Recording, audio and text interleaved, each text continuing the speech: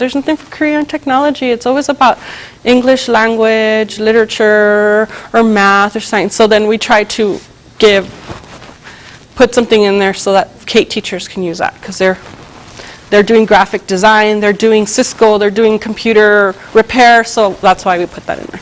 So you guys got stuck with that one, okay? So do you see how, I know it sounded, maybe you guys kind of were giving me a funny look when we first started, like really this is what we're going to do, but do you see how you could adopt this to your classroom? How you were all engaged, it was fun, you were talking to one another, it was content-based, you were talking about the goal. What is it that I wanted you to talk about? That one person then is really trying hard and going, the thinking process is like, okay, you know, you're really having to go through that prior knowledge and access that information. And then everybody else then is then trying to, how can I define this differently? One of the big things that kids get hit on is that you always hear something defined the same way, right? Your teacher defines it this way, and then God forbid, an assessment changes it, or somebody else says it differently, and they're like, wow, pues yo no supe. I don't know what they're talking about. And I'm like, well, that's my fault. You know, really, I have to try to expose them to as many different ways of saying something so that they understand that. Like taking it out of context, right? So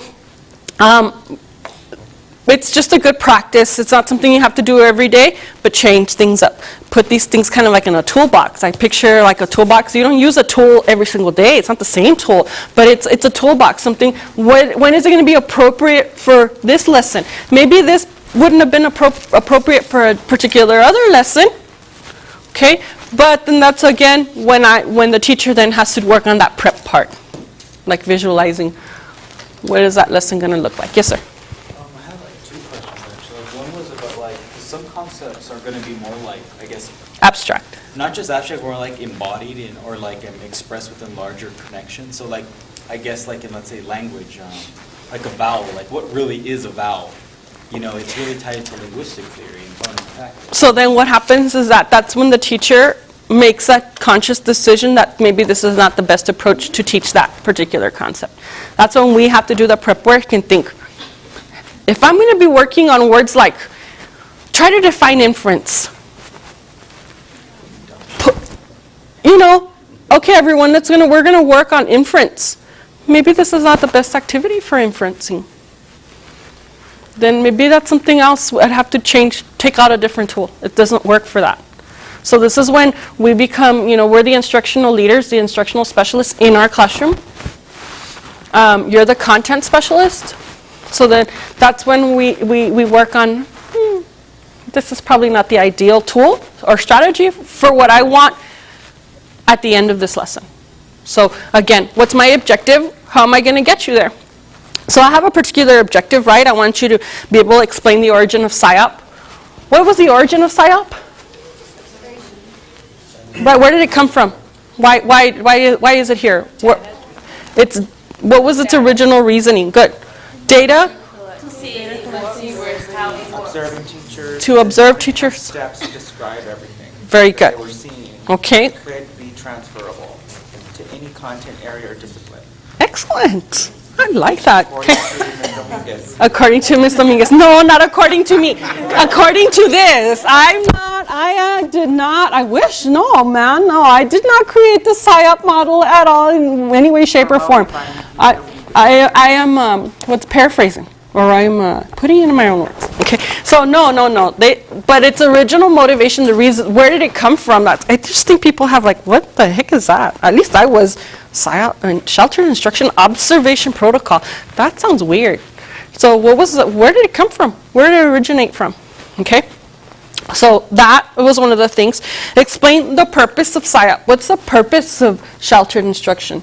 I don't even want to go through that observation protocol, but what's the purpose of a sheltered instructional lesson? How many steps are there in it? How many strategies? No, components. 8. Very good. Okay, so I'm going to start off. That's kind of like a low-based question, right? We're going to try to work our way up. So I have to make you comfortable. I have to be able to give you something you can answer, right? So how many components are there? 8. Great job. There's 8 of them, right? So far, we've worked on a couple of them. What was the first one that we worked on? Preparation. Preparation. So that's the first thing. What does preparation entail?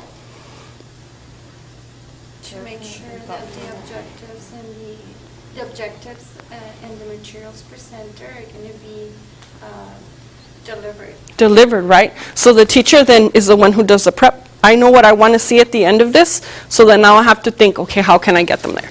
What am I going to do in the classroom to get them to that point? Okay, good. So preparation. Then the second one was, we've done this one. What was the second one? Building background knowledge. How did we do that today? We found out what we already knew among us and talked about it. Good. And so the example was what? What particular content did we work with?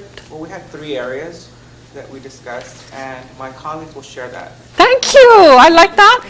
Colleague, what have we been working on that we were pulling background knowledge from? For the preparing for driving, Uh-huh. the driving test, the marathon, and the web. Website, right? Okay. Why did I pick those areas? Because those are general areas that all of us can be connected or have previous background on, Mhm. though our content areas as professionals are different. Okay, good. So then I did that prep work when I'm working on the lesson. So the same thing happens with you guys when you're in the classroom. If you're going to be thinking about a particular lesson, especially at the beginning of the school year when people are very nervous and there's a high anxiety and they're going into that place, they don't know you. It would be a good idea to be like a classroom building prop, to kind of lower that and build that classroom camaraderie and security, to give them a non-content specific task. You know, give them something that all of them would be able to bring something to the table on. Like, I don't know, what's your first experience? What is the typical experience on the first day of school? Everybody's gone through that. Okay, so that way they're not going into your classroom and listening to your procedures every day. They're going, if you think about that, you guys I'm stuck in that same classroom all day long. Well, not anymore, but half the day, right? So for me, I think I'm being very consistent, right? I'm seeing what I'm doing 5th period and 6th period and 7th period and 8th period, and I'm like, I rock, right? But then I forget that that kid has gone through 8 different periods. Like, we forget about them moving around. Like, that kid has seen 8 different teachers and 8 different ways to do something. Or they've gone through it 8 times about classroom expectation for behavior on that first day of school. So I'm like thinking, if I were that kid and it's 8th period and I'm going to come in and the teacher's going to be like, here's the syllabus, everyone. First, everyone be here on time. Second, and they'll be like, right, so then that's a perfect opportunity to change things up like this and give them like something to work on that's comfortable for them and that everyone's going to kind of change it up. I don't know. Somebody said they have like a bipolar day, right?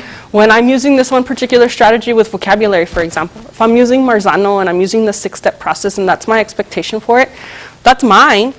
But they're leaving my classroom and not going to another teacher's classroom and she's like, oh, I don't like that. We're going to do something completely different. For an ELL student, that's very confusing. So if there's some kind of uniformity, especially if you're working with a lot of ELL students, then this is a perfect time then to collaborate with your other teachers. Agree with what's a good strategy that's research-based that we could consistently implement in each one of these classes so that the kid's not going to a different period each time doing something completely different.